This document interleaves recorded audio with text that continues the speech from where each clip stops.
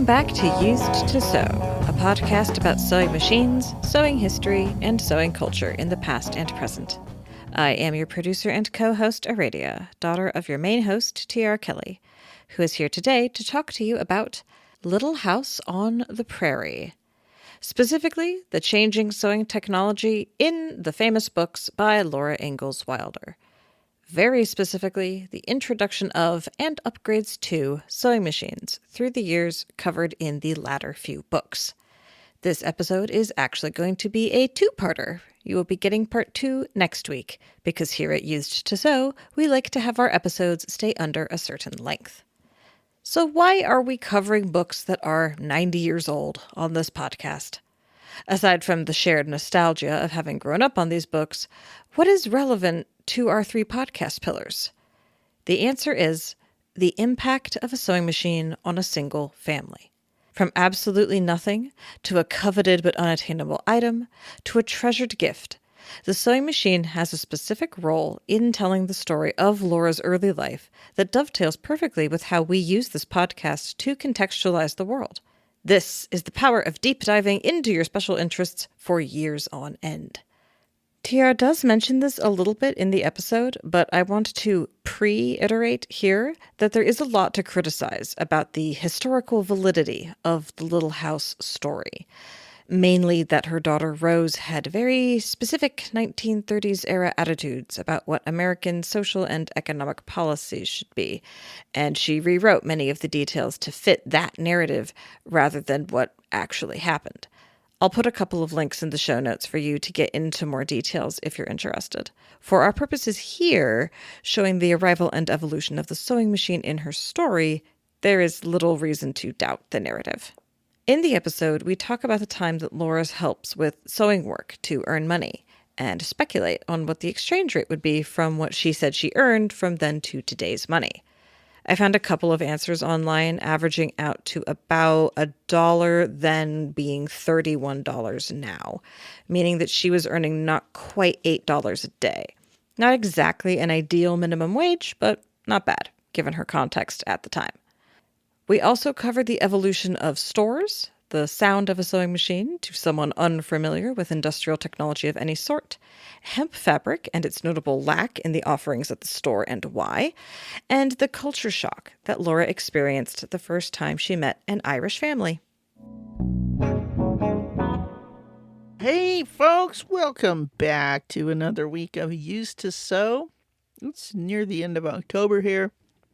And if you haven't listened to it yet, I recommend you go back and listen to our costuming episode. I have nothing else to say about that now. If folks don't have a costume, it's the 28th of October, and that's creeping right up on the American holiday of Halloween.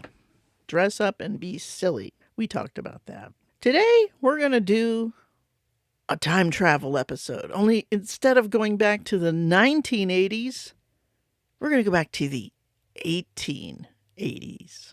I've been looking forward to this episode for a long time. Little House on the Prairie. Not the TV show, the books. Now, for our friends outside of the USA who may or may not know about Little House on the Prairie, it's a series of books written in the 1930s and 40s by a woman named Laura Ingalls Wilder.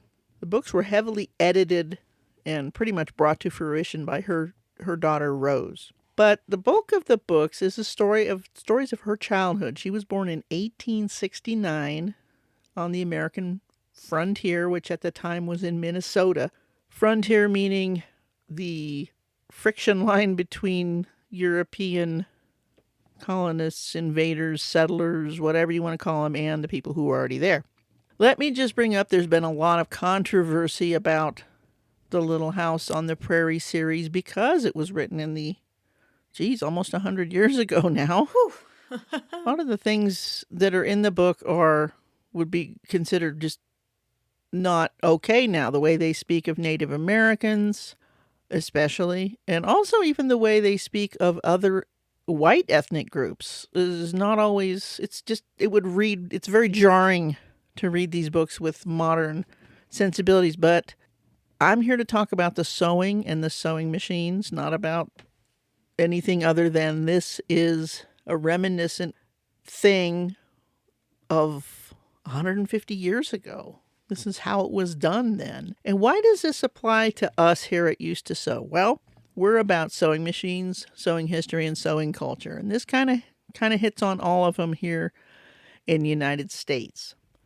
So Laura's story takes place in the American Midwest states of South Dakota, Wisconsin, Minnesota, a little bit of Iowa, I think. Yeah. Laura was born in 1869. Sewing machines really they had been invented, but they're out on the frontier. They live in a log cabin. There's no sewing machines. There's no cash. They pretty much grow and hunt all of their food.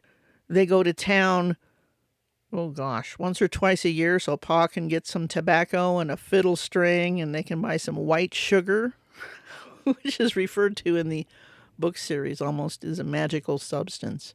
Red, you were exposed to these books as I was in elementary school. What was your impression when you were reading them? Do you have any memories of reading these books and what did you think about them? Oh, I remember reading these books for sure. I got exposed to them before elementary school because, Waldorf really didn't encourage reading until fairly late. That's true. And I was a very early reader. So I was definitely reading these books just because you and Dad had provided them when I was young. Uh-huh. And I do vividly remember reading them. What's funny is I actually have a very vivid memory of picking them up for the second time as a very young child and being confused that Laura was the main character because I could have sworn Mary was the main character.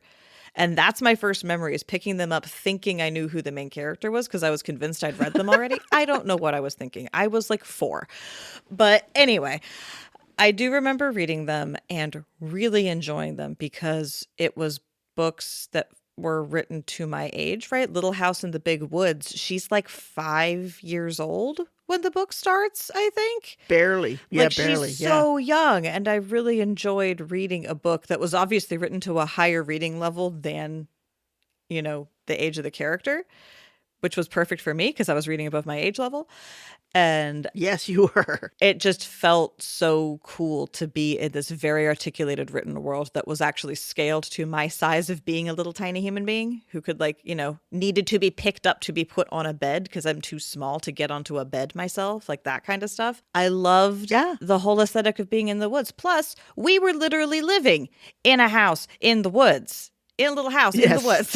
So I'm reading this story about this little girl, I guess at the time the math works out to 80 years ago, because, I was a little kid 70, 80 years ago.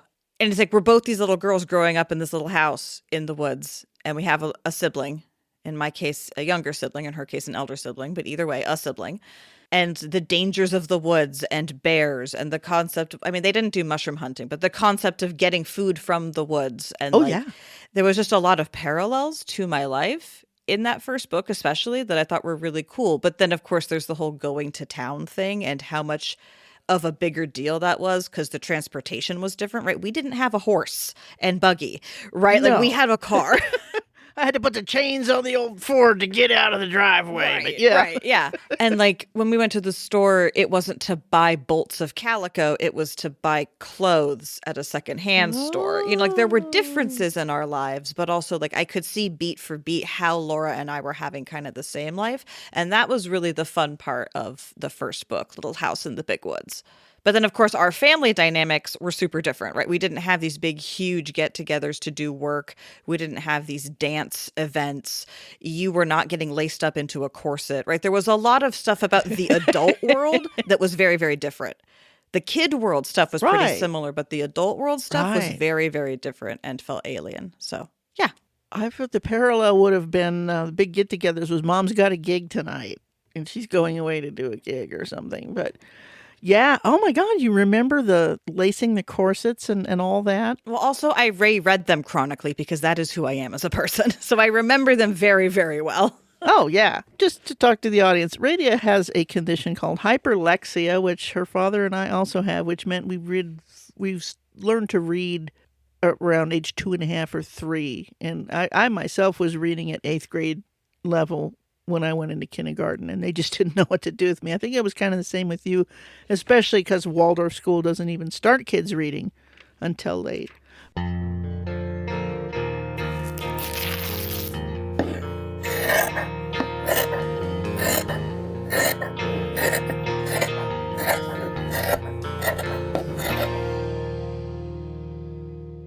This is the first paragraph from the first book, Little House in the Big Woods. Once upon a time, 60 years ago. Remember, this was written in 1930. Oh my God, right? Once upon a time, 60 years ago, a little girl lived in the big woods of Wisconsin in a little gray house made of logs. That's perfect reading material for like a kid, right? And then it talks about, you know, how big the woods were. And they had a dog, and father's gun hung over the door, and there were wolves outside, and just a little wagon track leading off into the woods. You know, town's far away. But you also said something, bolt of calico. You remember that? Oh, yes. Oh, yes. Because that's one of the main things that they went to town to get was fabric and sewing stuff. That was right up there with coffee and gunpowder and, you know, all the other things they needed, because you got to have, they're living in Wisconsin. It's very cold there in the winter. Your clothes are important, you know. So in the whole series of Little House books, which run, you know, it starts early 1870s, I think, and runs clear up to the 1890s. And all through there's all these different technological changes that we get to see through the eyes of this young girl as she's growing up. You know, trains and a telegraph, you know, as the books go on. But as we start here in the big woods, going to town is a big deal because that's where you get things that are boughten. We call it now store-bought, but when I was a little kid, we used boughten. Oh, did you get a boughten shirt? Meaning as opposed to a homemade one. So going to town is to get things that you can't get in the woods. Basically, you can't get from the land, right? Coffee, sugar, gunpowder, and fabric. Needles and pins. Needles and pins, yep. What we're called, anything that's not fabric is notions. Scissors, needles, pins, thread. Elastic hadn't been invented yet, neither had zippers. Right, and like I mentioned, the corset stuff, like there's mentions throughout the books of hand sewing constantly. Like constantly, there's a backbeat of sitting down to do some hand sewing. And of course, Laura hates it because all good books have a girl who rebels against sewing. That's just how it works. I don't make the rules. I just read them. But sewing by hand, the sewing by machine thing is not what the backbeat is. It is sewing by hand. It is sitting there with a little sliver and a bajillion pins and making all your stitches perfect. And it drove me crazy just to read about it. By lamplight. By kerosene lamplight. Most sewing, there's a couple places in the series where they're moving into a new house or setting up a new room. And one of the things they always mention, Ma always mentions, is good light for sewing. All right? We've noticed that at the Shelton McMurphy house, where the sewing machine was placed, was in a south window for good light for sewing. Well, you know, my sewing room in my house, south-facing window. Yes. Good light for sewing. Yes. Oh, the sewing room that I'm designing, part of our cabin that we're working on right this very meow, all the windows in the cabin are on my side. My husband's side is his audio-visual recording studio, and he wants it to be dark and man cave-like. My side has 3 windows and a French door. Good light for sewing, and facing south and west. So anyway, bolts of calico. There are no patterns at this point either. Ma can estimate how much she needs for a dress, or how much the girls need, or how much she'd need to make Pa a new shirt. The hand sewing that goes into making a shirt.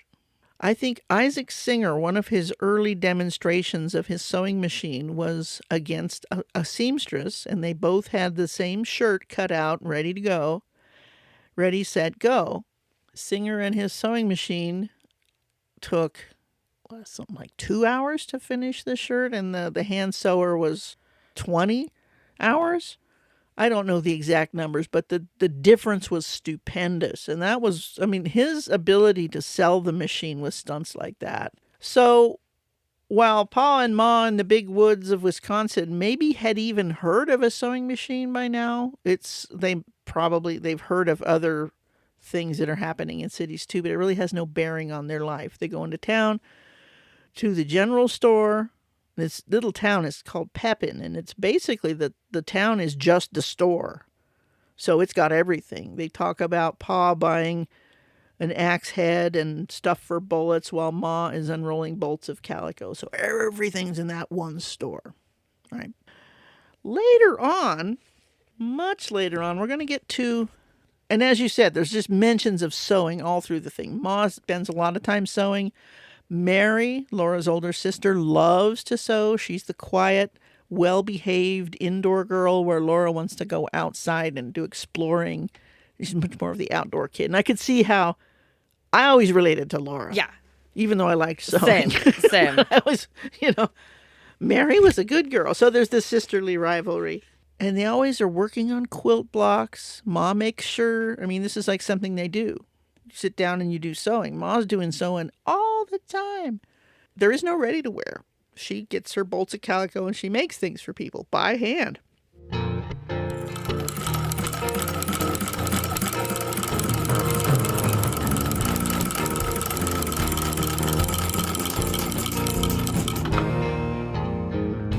Okay, let's fast forward to 1881.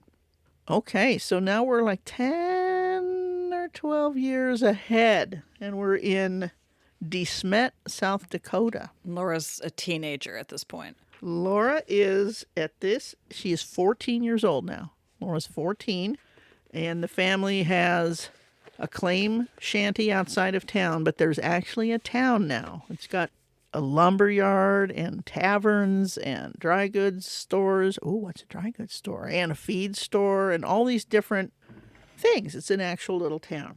Pa comes home and says, Laura, would you like to work in town? Well, now Sister Mary is blind, and the whole thing about they all need to save money to send Mary to blind school in Iowa. So Laura's like, do I want to work in town? What is there for a girl to do in town? Ma's like, no. Propriety runs rampant. No, this is a good girl. They need a girl to do some sewing. Chapter 5. This is from Little Town on the Prairie. Working in town. No one could imagine what work there could be for a girl in town if it wasn't working as a hired girl in the hotel. It's a new idea of Clancy's, Pa said. Mr. Clancy was one of the new merchants. Pa was working on his store building. We've got the store pretty near finished, and he's moving in his dry goods. His wife's mother has come west with them. She's going to make shirts. Make shirts? Said Ma. Yes, said Pa. So many men are batching on their claims around here that Clancy figures he'll get most of the trade in yard goods with somebody there in the store making them up into shirts for men that haven't got any women folk to do their sewing. Wow. Now there's a whole lot of stuff just in that. We're going to do in-house manufacturing of shirts so that way we can sell store-made clothes that are still essentially handmade by the women folk of the community. It's a new idea of Clancy's. Clancy is an Irish surname. This figures in. Mr. Clancy is one of the new merchants. Okay, so Pa's building the store. He's moving in his dry goods. His mother-in-law is going to come out to make shirts because Clancy knows men batching it. That's a Midwestern way of saying men are out on claims by themselves. They're not married. They don't have any women folk to do their sewing. So Ma was interested. This is a good idea, she admitted. You bet. There's no flies on Clancy, said Pa. That's an old saying meaning he's moving quick. He's got a machine to sew the shirts. Ooh. A machine. After books and books of listening to Laura bitch about how much she hates hand sewing, now a machine? What? This is the first mention of the machine, of a sewing machine in the Little House books. Ma was very interested. A sewing machine? Is it like that picture we saw in the Interocean? That's the name of a magazine. How does it work? About like I figured out it would, Pa answered. You work the pedal with your feet, and that turns the wheel and it works the needle up and down. There's a little contraption underneath the needle that's wound full of thread, too. Clancy was showing some of us. It goes like greased lightning and makes as neat a seam as you'd want to see. I wonder how much it costs, said Ma. Way too much for ordinary folks, said Pa. But Clancy looks on it as an investment. He'll get his money back in profit. Yes, of course, Ma said. Laura knew. Ma was thinking how much work such a machine would save. But even if they could afford it, it would be foolish to buy one only for family sewing. Does he expect Laura to learn how to run it? Laura was alarmed. She could not be responsible for some accident to such a costly machine. Oh, no, Mrs. White's going to run it, Pa replied. She wants a good handy girl to help with the hand sewing. Okay, so Wow. Clancy has bought this machine. They look like, how much is it? How much would that be? Too much to buy one only for family sewing, right? Too much for ordinary folk for a single family. And you know what I'm remembering too is that Ma, later in the books, I forget where, but I remember there's this moment when she confesses to Laura that she also hates sewing. There's this really beautiful mother-daughter moment when she's like, yeah, I also hate sewing. So I can see how the way her eyes light up in this scene. Oh, she's like, yes. Wait, you mean I don't have to hand sew? Oh, it's too expensive. Rats. Oh, I'll have to find that place. I know that place. Laura notices Ma has a kind of a line between her eyes and she's grimacing, and then Laura realizes Ma hates sewing. Yeah, I think that's when they're making a whole lot of clothes for Mary to go off to college. I'll have to find that part. Yeah, because it's once she's old enough that they can start to be friends rather than have the power dynamic of parent and child. Right. So let's continue on here. Pa said to Laura, Mrs. White was asking me if I knew a good girl. I told her you're a good sewer and she wants you to come in and help her. Clancy's got more orders for shirts than she can handle by herself. She says she'll pay a good willing worker 25 cents a day and dinner. Quickly, Laura multiplied in her head. That was $1.50 a week, a little more than $6 a month. If she worked hard and pleased Mrs. White, maybe she could work all summer. She might earn $15, maybe $20, to help send Mary to college. Oh, damn. That's the way money changed value over the last little while. Oh, yeah, we know how much. I mean, we could probably figure out how much that is. Let's just say minimum wage, Okay. It's like a fast food job. She's going to go sew. This is one of the few things respectable girls can do is sew. Well, and at 14, getting a minimum wage job is actually quite the accomplishment. That's a real summer job right there. Yeah. She did not want to work in town among strangers, but she couldn't refuse a chance to earn maybe $15 or even $10. She swallowed and said, May I go, Ma? Ma sighed, I don't like it much, but it isn't as if you had to go alone. Your pa will be there in town. Remember, he's working on Clancy's store. He's right there building the store. So then they work out how it's going to be, and she puts on her put on her newest calico dress, rolled up her thimble in a freshly ironed apron. Okay, what's she do? She's got a thimble. Now, that's kind of a personal thing. It fits everybody's finger different. So, of course, you have your own thimble. They eat breakfast. They go to town. Okay. Ooh, cat noises. What do you want? It's also worth noting, if I recall correctly, the historical fact and fiction of this particular narrative is that they actually had to raise money for her transportation to the school, not for the school fees themselves. Mary actually got into the school for some other reason, scholarship, whatever. And they were raising money to send her physically to the school, not to send her tuition-wise to the school, but whatever. Also for her clothes, which that's a whole half a book in itself about the clothes you have to have.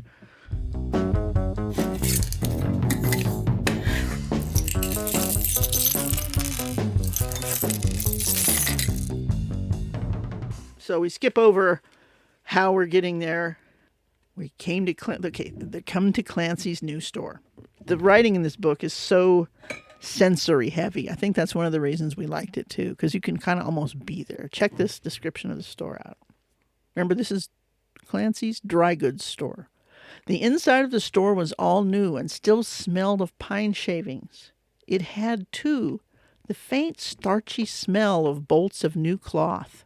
Behind 2 long counters all along both walls ran long shelves stacked to the ceiling with bolts of muslin and calico, lawn, challis, cashmere, flannel, and even silks. There were no groceries, no hardware, no shoes or tools. In the whole store there was nothing but dry goods. Laura had never before seen a store where there was nothing but dry goods. At her right hand was a short countertop of glass, and inside it were cards of all kinds of buttons and papers of needles and pins. On the counter beside it, a rack was full of spools of thread of every color. Those colored threads were beautiful in the light from the windows. The sewing machine stood just behind the front end of the other counter near the window. Its nickel parts and its long needle glittered, and its varnished wood shone. A spool of white thread stood up on its thin black ridge. Laura would not have touched it for anything. But isn't that... So let's say, what is a dry goods store? We don't often hear that term now, except there's a few businesses that use it specifically for the vintage association. Dry goods is fabrics and notions. What's notions? Notions is everything other than fabric and sewing machines that you need to sew. So needles, thread, pins, buttons, all the things Laura describes here. She also described all the different varieties of fabric. Now, this is a frontier town. Cashmere, flannel, and silk. Fancy. Woo! Fancy. I don't recall there being that many different fabrics being available in these books. Oh, there are a lot more that aren't even mentioned here. But let's say muslin, calico, lawn. Those are all cottons. Challis, cashmere, flannel. Those are woolens. And even silks. See, there's no synthetics here. Yeah, no. One thing they didn't mention was linen or hemp. But those were also... Those had a bad... Well, okay, where are we at? We're not long after the Civil War here. Those fabrics were for enslaved people and lower class railroad type workers, those really heavy hemp.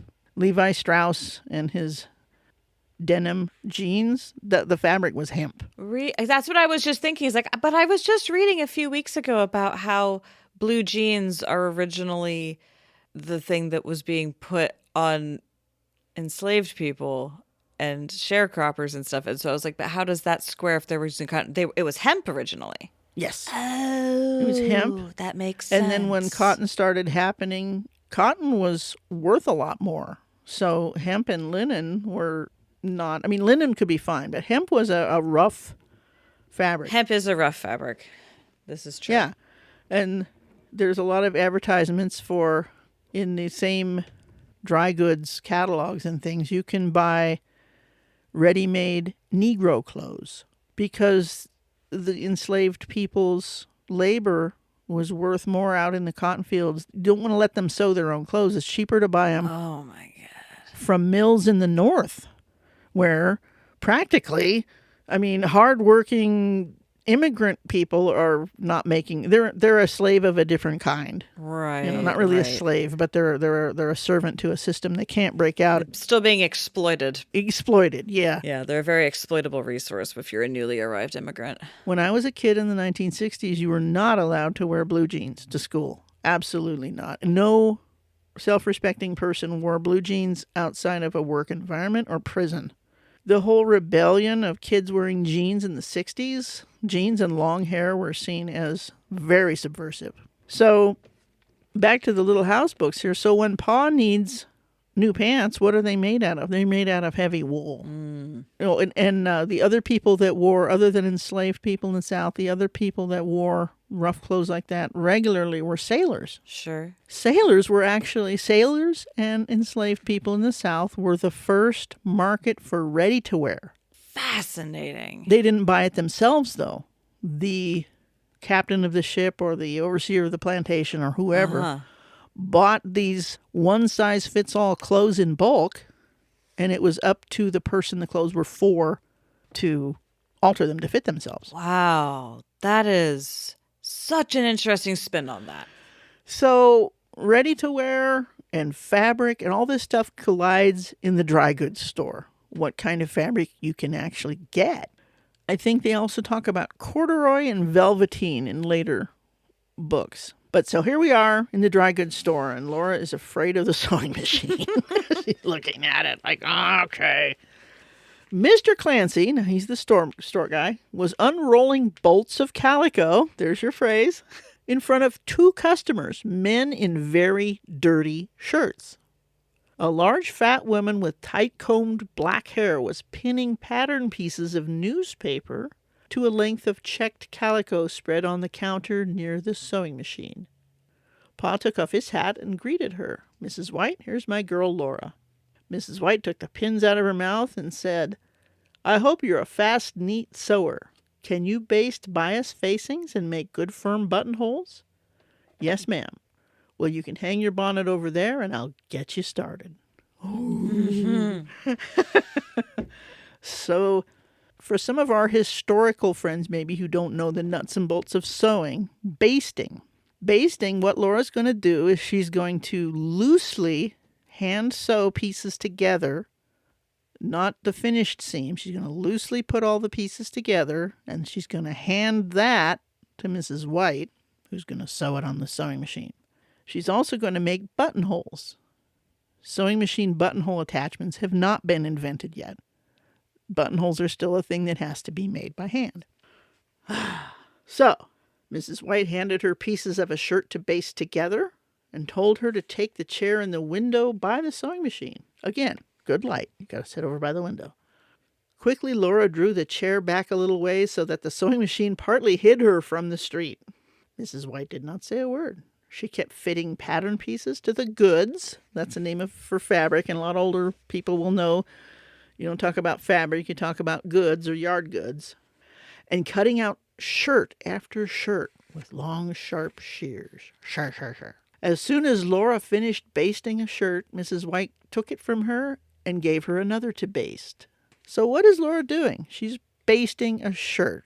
She's probably putting the front parts to the back parts, to the yoke, to the collar, to the sleeves, and then the cuffs, and then the front facing. Those are all the basic parts of a man's shirt. Right. And it's basting is like a step up from pinning. It's a lot more flexible. It's a lot less stabby. It's a lot more stable, but you can still yoink it out with the same kind of ease and apply it with the same sort of speed. Yeah, basting is and if you don't want to waste time basting, you're going to be picking it out and doing it over. So basting is generally guaranteed. Okay. So here's Mrs. White. She sat down at the machine. She whirled its wheel with her hand, then kept her feet working fast on the pedal underneath to keep the wheel whirring. The racketing hum of the machine filled Laura's head like the buzzing of a gigantic bumblebee. The wheel was a blur, the needle was a streak of light. Mrs. White's plump hands scrambled on the cloth, feeding it rapidly under the needle. Now, if you've never seen a high-acception, whatever that word was, you've never seen a fast wheel needle before, this is going to look like magic, right? Oh my God, look at that. I mean, it still looks like magic even when you know what's happening, honestly. And Laura's never been around any kind of machinery at all. Think of it. It's loud. Right. Like the most complicated machinery they've had has been like a oxen-driven thresher or something. Like that's the most complicated machinery she's seen. Yeah, and she wasn't allowed to get close to that. This thing, she's sitting right next to it. Oh my God. Think of the first time, like if you can remember the first time you were ever standing next to a car when it started. Right. Yeah, there's a lot going on there. And I love the description. It was so correct. Like, yeah, you don't just start with your feet. You start with your hand at the top, and then your hands are working to get the stuff under. Like, that's a very visceral memory. You can really tell that this woman is like delving into very body memories to draw these scenes together. Laura basted as fast as she could. She put the basted shirt on the shrinking pile at Mrs. White's left hand, seized pieces of the next one from the counter, and basted that. Mrs. White took the basted shirts from the pile, sewed them on the machine, and piled them at her right hand. It was something like the circles that men and teams had made on the prairie building the railroad. But only Laura's hands moved, driving the needle as fast as they could. Her shoulders began to ache, and the back of her neck. Her chest was cramped, and her legs felt tired. The loud machine buzzed in her head. Suddenly the machine stopped. There, Mrs. White said. She had sewed the last basted shirt. Laura still had to gather a sleeve to baste the armhole and underarm seam, and the pieces of one more shirt lay waiting on the counter. I'll baste that one, Mrs. White said. We're behindhand. Now there's an old word. Yes, ma'am, Laura said. She felt she should have worked faster, but she had done the best she could. Now here's where it gets dramatic. A big man looked in the door. My shirt's ready, Clancy. Be ready right afternoon, Mr. Clancy answered. When the big man had gone on, Mr. Clancy asked Mrs. White when his shirts would be done. Mrs. White said she did not know which shirts they were. Then Mr. Clancy swore. He said a bad word. Laura scrooged small in her chair, basting as fast as she could. Oh my gosh, she never heard anything like that. He probably said, shit! Or damn you or something. Laura scrooged small and basting as fast as she could. Mr. Clancy snatched shirts from the pile and threw them at Mrs. White. Still shouting and swearing, he said she'd get them done before dinner or he'd know the reason why. I'll not be driven and hounded, Mrs. White blazed. Not by you or any other shanty Irishman. Ooh. So she throws an ethnic slur at him. A shanty Irishman was like saying white trash. That was what I was gathering. Yeah. Shanty is not a complimentary form of housing. Shanty Irishmen were the refugees from the famine, basically, who had come to this country. Because we're at, what'd you say, 1881 right now. 81. So the famine was in the 1840s. Yeah. So many Irish have come over, and they've come through the whole United States, where most people encounter them as building railroads and stuff, because they're still low-class citizens. So for her to call him a shanty Irishman is, not quite as bad as saying the N-word today, but it was definitely an ethnic slur. And then it goes on. They invite Laura back to dinner, which is what we call lunch. It's dinner back then. Oh, God, confusing. So they go into the kitchen, and it just describes about Mr. and Mrs. Clancy and their large family, and Mrs. White, all quarreling and shouting and waving their hands. Oh, the quarrelsome Irish. Okay, this is good. But still saying, pass the bread or fill this cup.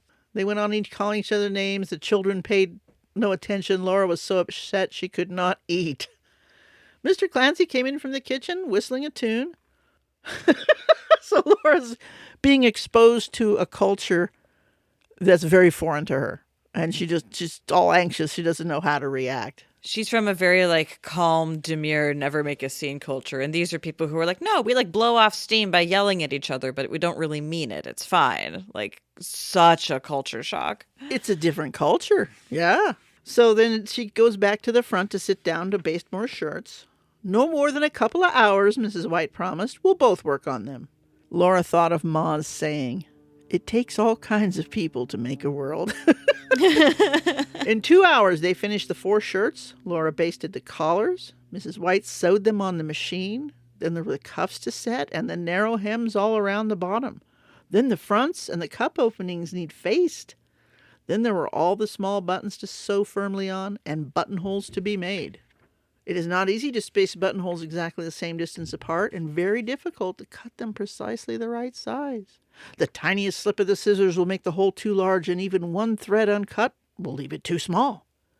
When she had cut the buttonholes, Laura whipped the cut edges swiftly, covered them with small knotted stitches, all precisely the same length and close together. She hated making buttonholes so badly that she had learned to do them quickly and get it over with. Mood.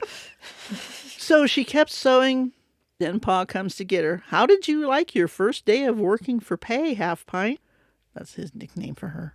Did you make out all right? I think so, she answered. Mrs. White spoke well of my buttonholes. And thus she enters the workforce. Welcome to America, kid.